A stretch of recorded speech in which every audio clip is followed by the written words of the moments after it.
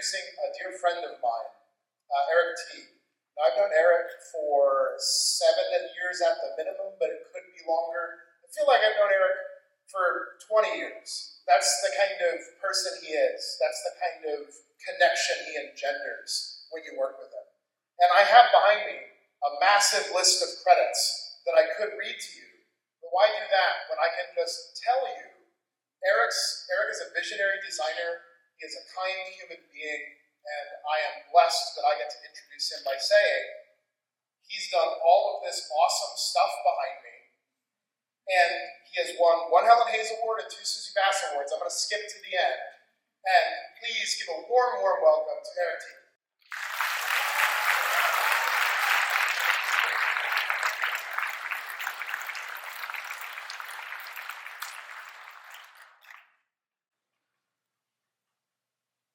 With an introduction like that, you don't need me. Thanks, Kevin. I really appreciate that. I want to thank SETC for having me here today. I really appreciate this opportunity. As a freelance costume designer, I don't often get to interface with students and educators, so this is a really great opportunity. And I love talking to people, as you will come to understand. And I also really love along their way in any variety that I can do that. So hopefully there will be some kind of little nugget in this chat today, or some random conversation that you have later on this week that'll help you somewhere along the way. When preparing for this, I asked a dear friend who teaches what her students wanted to hear out of a speech like this. And the overwhelming answer was how to bridge the gap between studying theater and becoming a theater practitioner in the industry. This is a huge topic to cover. And spoiler alert, I'm not going to make it today. Sorry. The best that I can do is tell you how I got where I am. And I'll be honest, everybody's way is different, just as my colleague just told you. Everybody has a different bag of tricks and a different life path.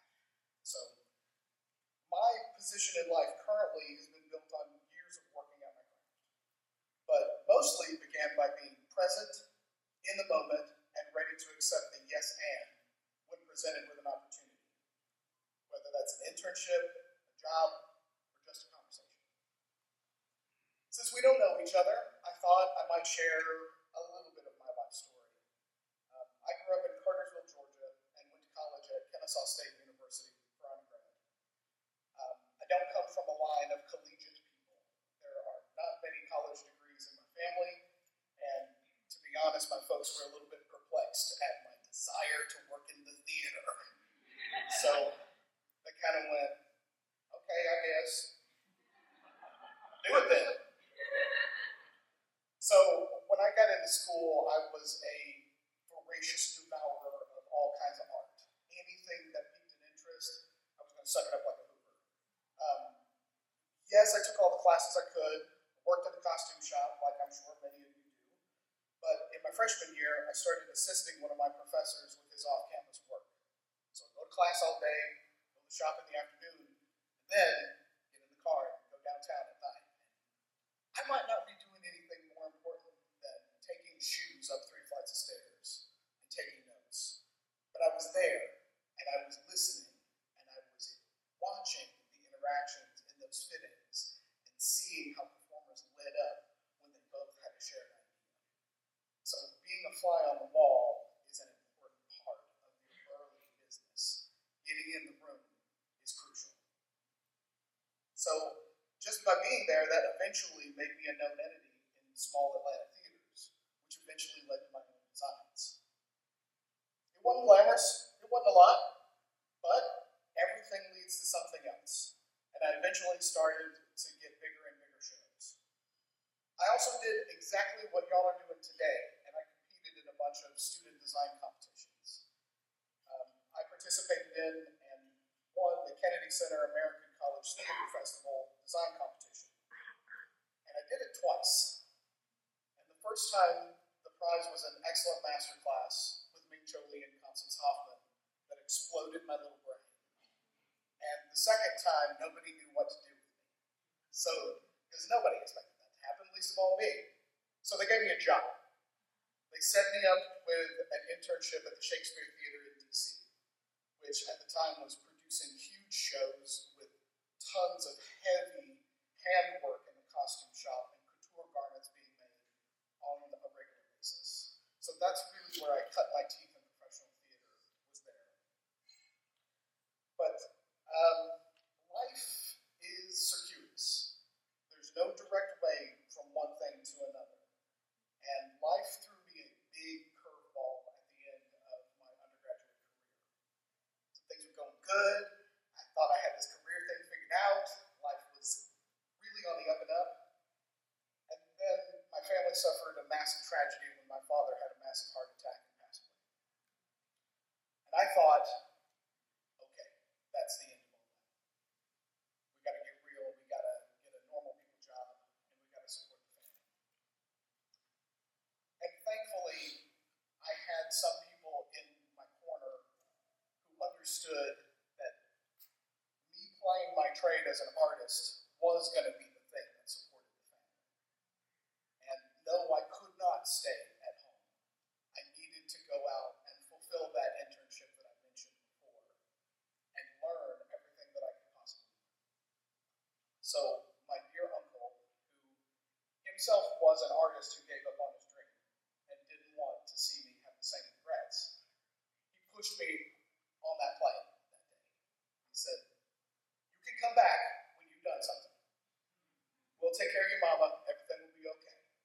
But you've got to do you." So I will always honor him for that, no matter what his human flaws are.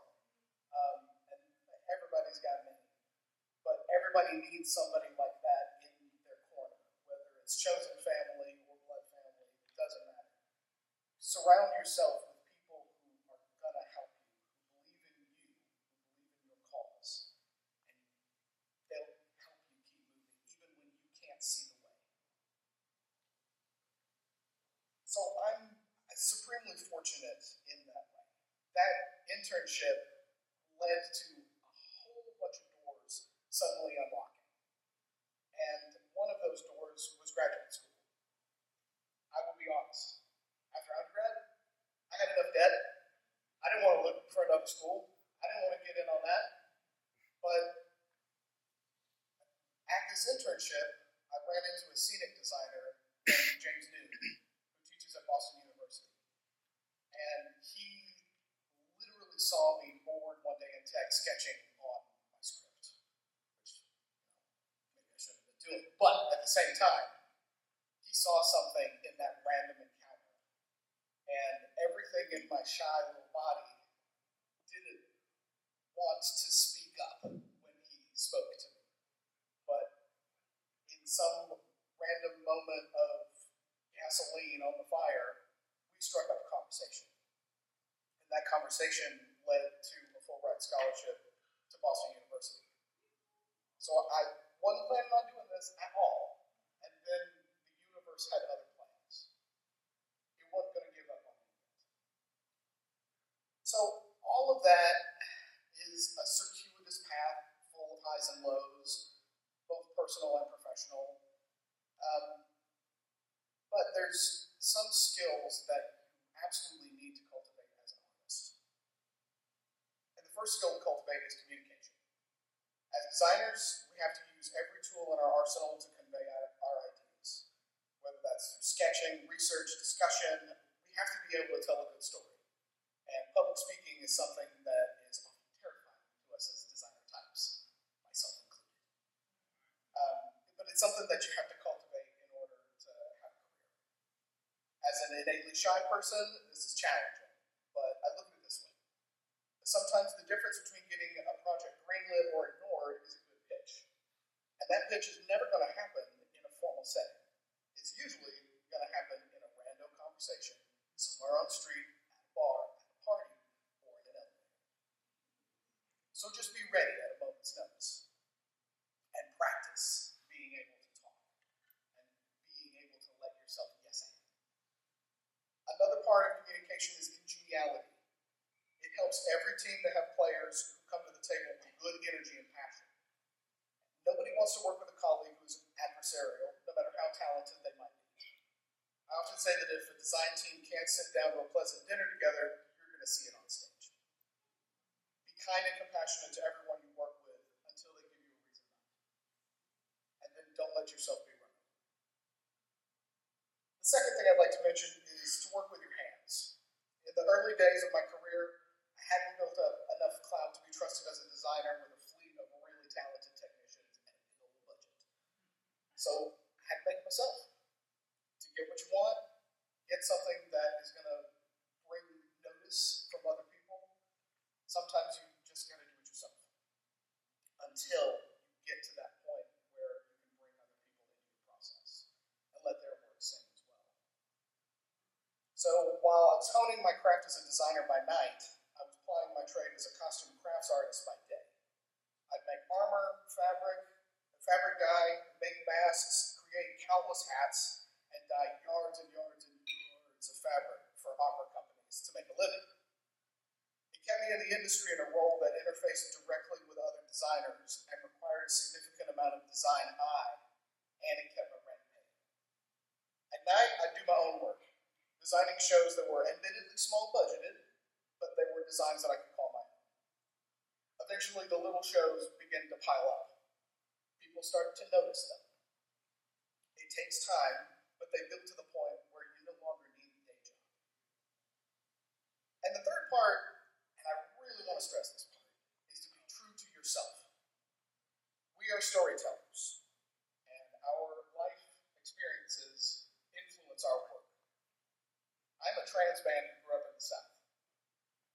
Cartersville, Georgia, with its Hugh Sterling qualities, did not count acceptance as one of them. So I have to say that the lived experience of being an outsider has really helped me as an artist, because it meant that I didn't have to pay attention to anybody else's rules. You do you. Coming up, I didn't know anybody else of my ilk, so it's extremely important to me now to show other folks that it is a viable career for every type of person. It's crucial that we all tell different stories, just as Beowulf said, otherwise it gets real boring. So you can be a meaningful part of this industry while being honest and open about who you are. And if you don't take anything else from this speech, please listen to that. Because it took me a long time to get to that point in my life where I felt strong enough to stand in front of a room full of people and say something like this, without the fear that my job was going to get ripped away from me. So lived experience has also taught me to look at people as people instead of monoliths. And costume design is a discipline built upon the visual details that culminate into a story. We work closely with directors, our fellow designers, and performers to tell a full picture of character. And humans are made of a cocktail of compelling flaws and nuanced beauties, and I love all of them. So, more advice to young designers is find the beauty in the flaws, because they're numerous, and they're wonderful, and they make characters well-rounded.